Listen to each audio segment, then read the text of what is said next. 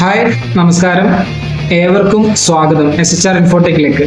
ഇന്നത്തെ പ്രധാനപ്പെട്ട രണ്ട് വിഷയങ്ങൾ, രണ്ടല്ല ഒരുപാട് വിഷയങ്ങളുണ്ട്, എന്നാലും ഇതിൽ പറയുന്ന രണ്ട് വിഷയങ്ങൾ എന്താണെന്ന് വെച്ചാൽ, ഒന്ന് കേട്ടതിൻ്റെ അപേക്ഷ നീട്ടിയെന്നുള്ളതാണ്. ഇന്നാണ് ലാസ്റ്റ് ഡേറ്റ്, നാളെയാണ് ലാസ്റ്റ് ഡേറ്റ് പറഞ്ഞു 30-ാം തീയതി. പക്ഷേ എന്തോ ഭാഗ്യത്തിന് ഡേറ്റ് നീട്ടിയിട്ടുണ്ട്. ആ ഒരു സന്തോഷ വാർത്ത അറിയിക്കാൻ വേണ്ടി വന്നത്. ജനുവരി 7-ാം തീയതി വരെ, 5-ാം തീയതി വരെ സൈറ്റ് നല്ല സ്മൂത്തായിട്ട് കിട്ടും. അങ്ങനെ വെച്ചിട്ട് അതുവരെ കാത്തിക്കാനല്ല പറഞ്ഞത്. എത്രയും വേഗം വന്നിട്ട് ചെയ്യാനുള്ള ആൾക്കാർ എത്രയും വേഗം വന്ന് കംപ്ലീറ്റ് ചെയ്യുക.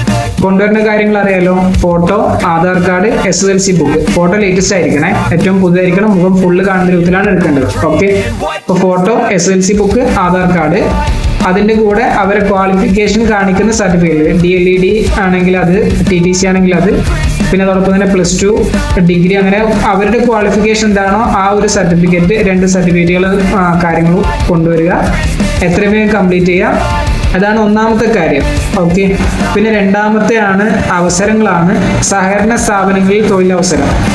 നിരവധി സഹകരണ സ്ഥാപനങ്ങൾ, നമ്മളെ സഹകരണ ബാങ്ക് കാര്യങ്ങളൊക്കെ ഉണ്ടാവുമല്ലോ, അതിലൊക്കെയുള്ള junior clerk, cashier, assistant secretary, chief accountant, data entry operator, system administrator, typist തുടങ്ങിയ ഒരുപാട് ഒഴിവുകളിലേക്ക് അപേക്ഷ ക്ഷണിച്ചിട്ടുണ്ട്.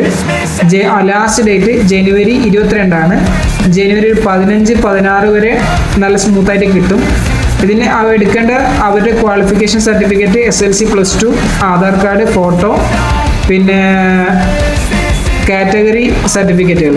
ഇപ്പോൾ OBC വിഭാഗമാണെങ്കിൽ അവരുടെ OBC കാണിക്കുന്ന caste certificate, non criminal certificate, അതോടൊപ്പം തന്നെ നിലവിൽ വർക്ക് ചെയ്യുന്ന ആളാണെങ്കിൽ എക്സ്പീരിയൻസ് കാണിക്കാൻ പറ്റില്ല, അവർ നിലവിൽ വർക്ക് ചെയ്തുകൊണ്ടിരിക്കുന്ന എക്സ്പീരിയൻസ് സർട്ടിഫിക്കറ്റ് ഉണ്ടെങ്കിൽ അതെടുക്കാം.